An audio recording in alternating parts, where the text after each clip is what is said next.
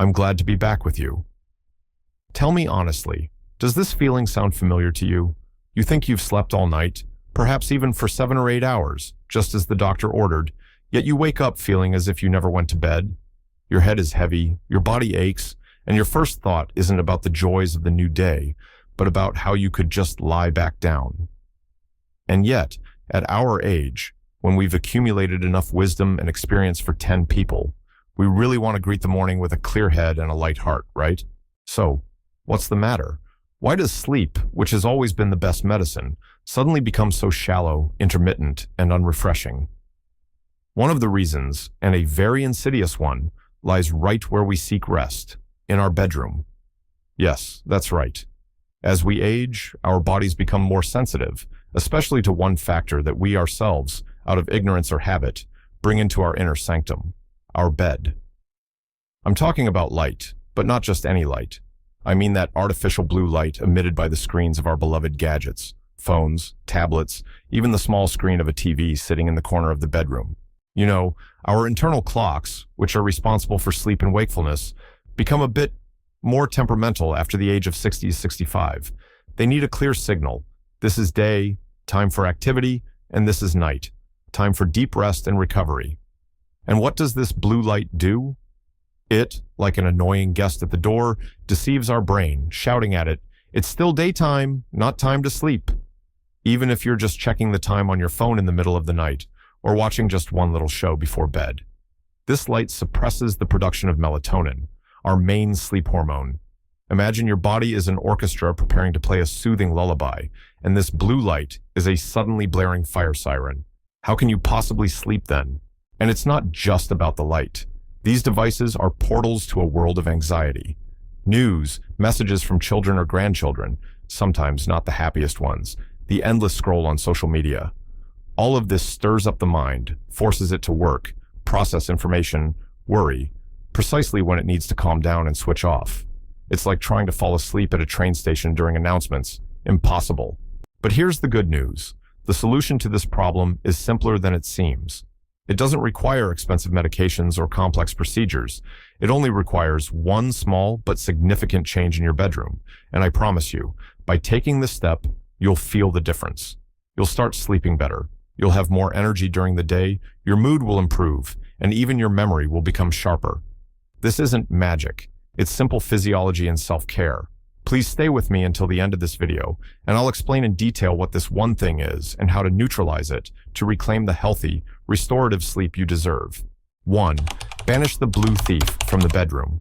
Okay, the first and most crucial step.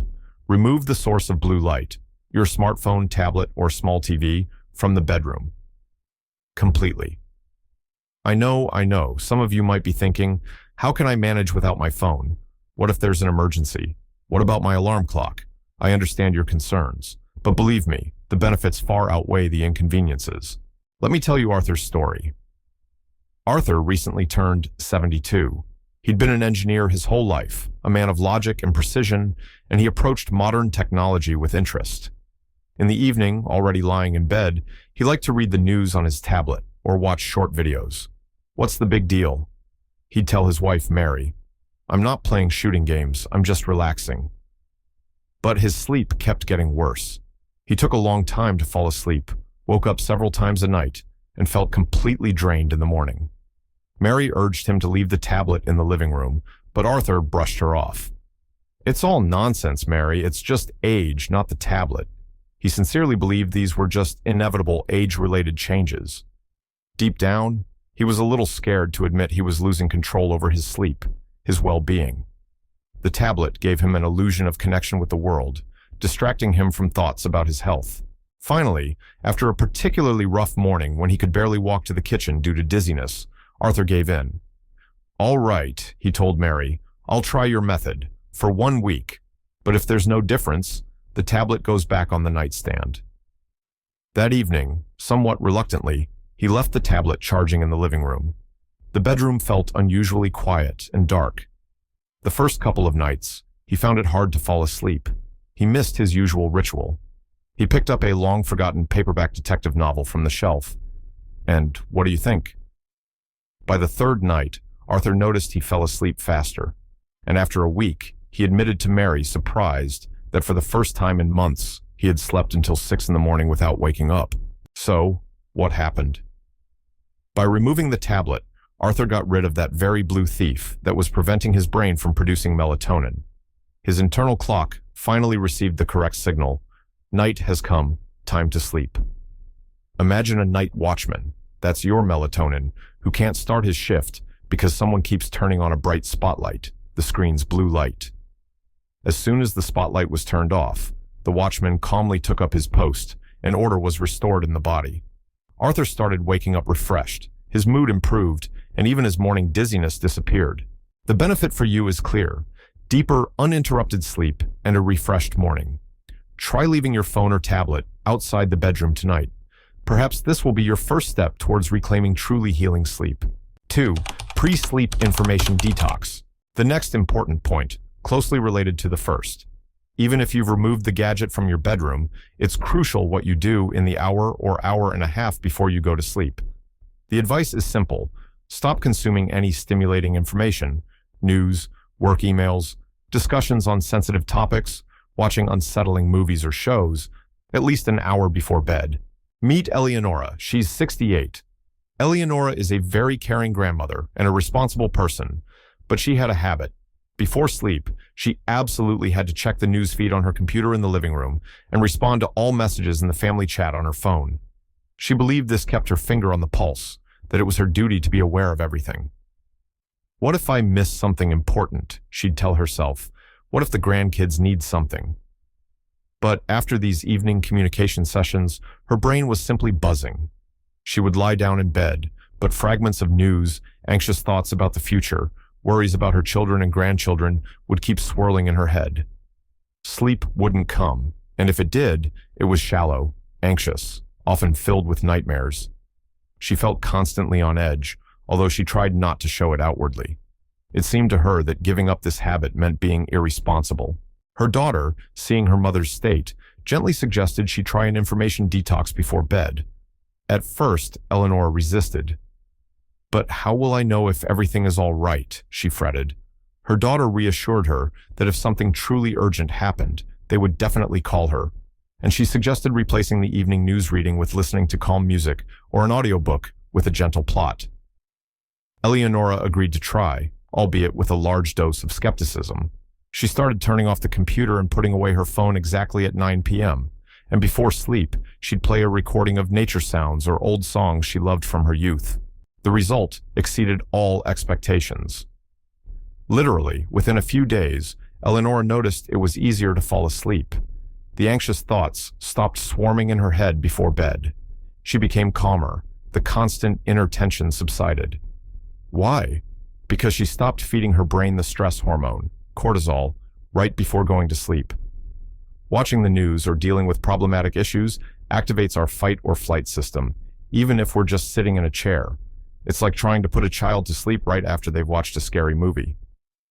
Eleonora's brain finally got the chance to gently slow down, to switch from high alert mode to rest mode. Imagine working all day in a noisy factory and then immediately trying to sleep amidst the same racket. By removing the information noise, Eleonora allowed her brain to leave the factory and enter a quiet garden. The practical benefit for you: you'll be able to fall asleep faster, your sleep will be calmer, and nighttime anxiety will decrease.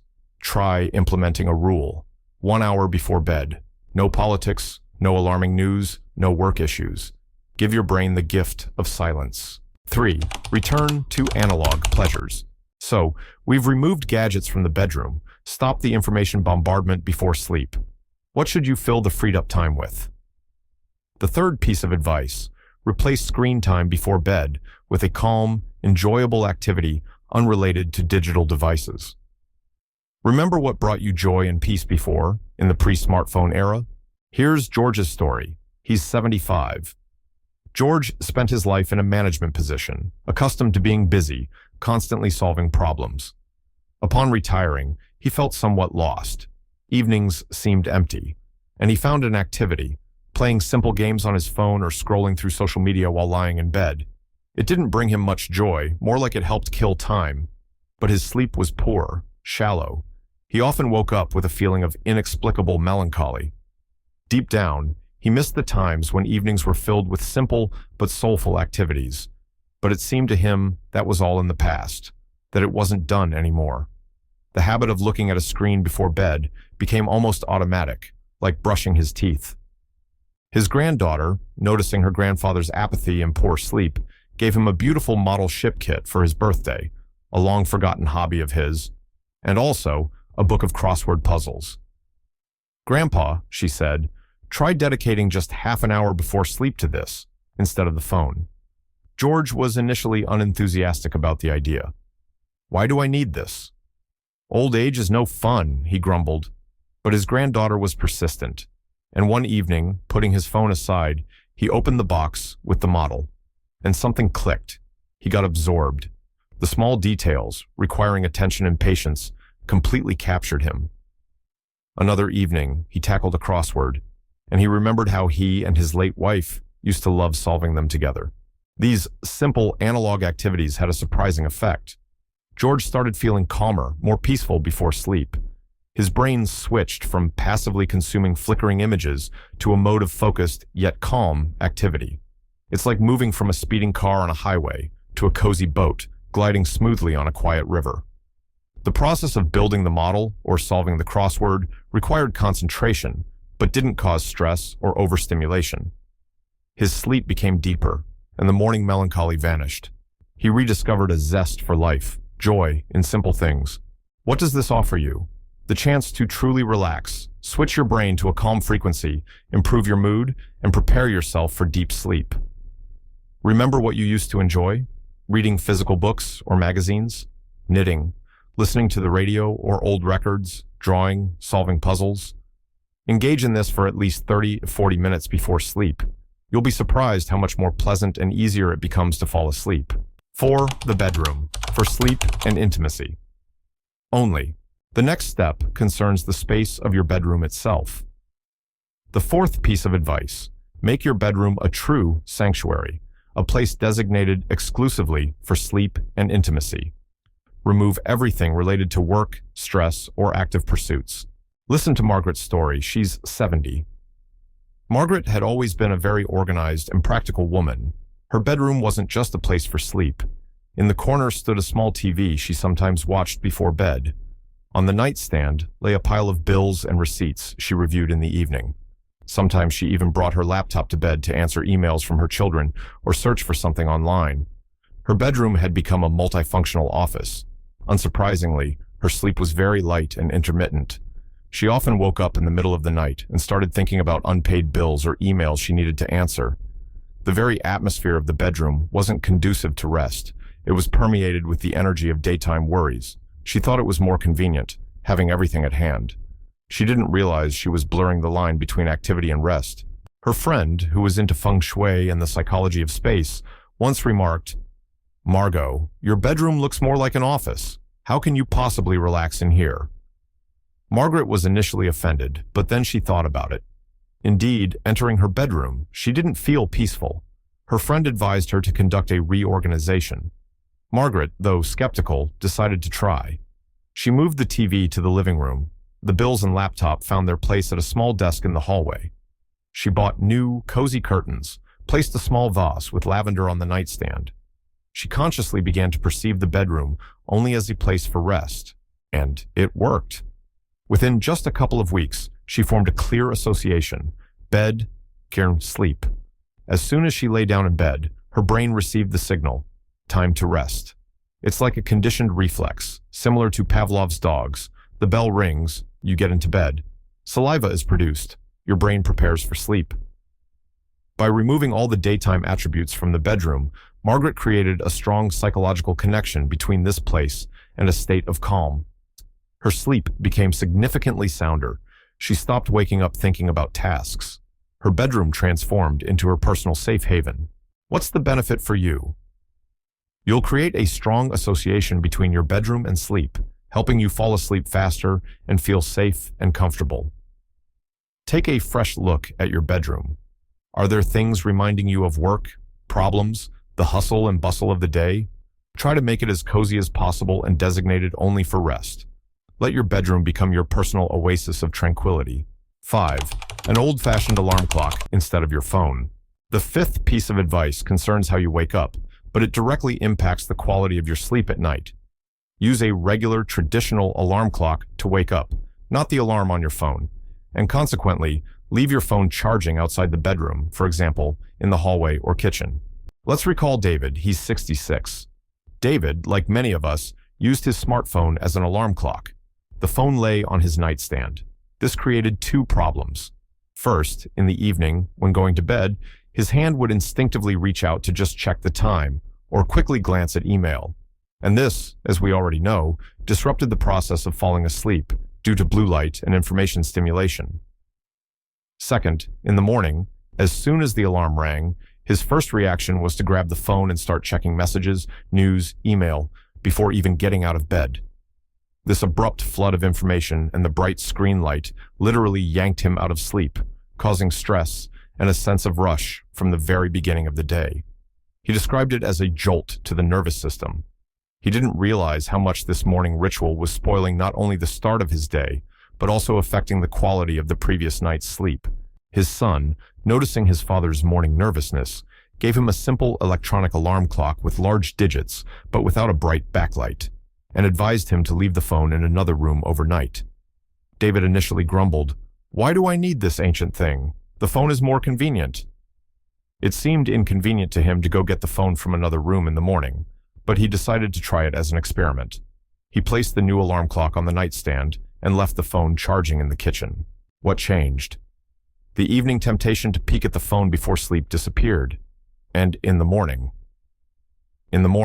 he woke up to the soft sound of the alarm clock, opened his eyes, and there was no screen with a bunch of notifications in front of him. He could lie quietly for a few minutes, stretch, mentally prepare for the day without rush and stress. This transition from sleep to wakefulness became much smoother and more natural. Imagine the difference. It's one thing to wake up to birds singing outside the window, and quite another to be jolted awake by a blaring fire engine horn under your ear. By moving the phone away from his bed, David also removed that morning blare. He began to feel calmer in the mornings and, strangely enough, noticed that his night's sleep also became sounder because subconsciously, he was no longer anticipating the morning attack of information. The benefit for you: eliminating the bedtime temptation, a calmer and smoother awakening, reduced morning stress, and consequently, improved quality of night sleep. Buy yourself a simple alarm clock, analog or digital with a dim display. Give both yourself and your phone a nightly break from each other. 6. The golden rule: consistency. And finally, the sixth, but no less important piece of advice: be consistent. Stick to the new rule: screen-free bedroom, consistently, every night, even on weekends or when visiting others if possible. Susan's story, she's 71, is very telling. Susan heard about the harm of screens before sleep and decided to give it a try. For several days, she diligently left her tablet in the living room, and she noticed an improvement. Her sleep became deeper, but then the grandchildren came to visit, and she took the tablet into the bedroom to stay connected. Or on weekends, she decided to treat herself a little and watch a movie in bed. As a result, her sleep pattern became disrupted again. Sometimes she slept well, other times insomnia returned. She felt disappointed. Maybe this doesn't really work, or it just doesn't work for me. She didn't understand that the problem was inconsistency. Her body couldn't adjust to the new rhythm because the rules kept changing. Her doctor patiently explained about circadian rhythms, our internal biological clocks. He compared them to a garden. For it to flourish, it needs regular care: watering, fertilizing, weeding. You can't just water it once a month and expect a good harvest. It's the same with our internal clocks. They need stability, predictability. Every time Susan brought the tablet back into the bedroom, it was as if she were trampling the newly sprouted shoots of healthy sleep. The doctor advised her to make a contract with herself. For exactly 30 days, no exceptions, leave all screens outside the bedroom door. She even asked her husband to remind her. Susan kept her word. The first few days were tough. Habit pulled her back, but she held on, and after just 2 weeks, she felt a stable result. She started falling asleep around the same time, slept soundly, and woke up refreshed every morning. Her body had finally tuned into the correct rhythm. She realized that consistency was the key. It wasn't a punishment, but an act of self-care. What does this mean for you? Stable, predictable sleep, a consistent energy level throughout the day, and long-term health benefits. Yes, breaking an old habit can be difficult at first, but be patient and persistent. Give your body time to adapt. Don't beat yourself up over slip-ups if they happen. Just get back to the rule the next night. Remember, you're doing this for yourself, for your health and well-being. So, we've reached the end of our conversation. We've discovered that just one thing, the glowing screen of a phone, tablet, or TV in your bedroom, can subtly but surely steal your precious sleep and undermine your health, especially after 65. But most importantly, we've learned that it's fixable, and the solution is literally at your fingertips, or rather, precisely not at your fingertips when you go to bed. My dear friends, you've lived long, fulfilling lives, accumulated priceless experience and wisdom. You deserve for every day to be filled with energy, mental clarity, and a good mood. You have every right to quality, restorative sleep at any age. And don't let some little glowing box deprive you of that right. Please don't treat this advice as just another preachy lecture. Think of it as a friendly suggestion, a tool to help you take even better care of yourself. You can start small. Just try leaving your phone outside the bedroom door tonight. Listen to yourself, to your body. Perhaps this small step will be the beginning of significant and joyful changes in your well-being. Remember, self-care isn't selfishness, it's a necessity, especially at our elegant age. You are strong, you are wise, and you can do this. Make your bedroom a true temple of sleep, and it will reward you with health and vitality for years to come.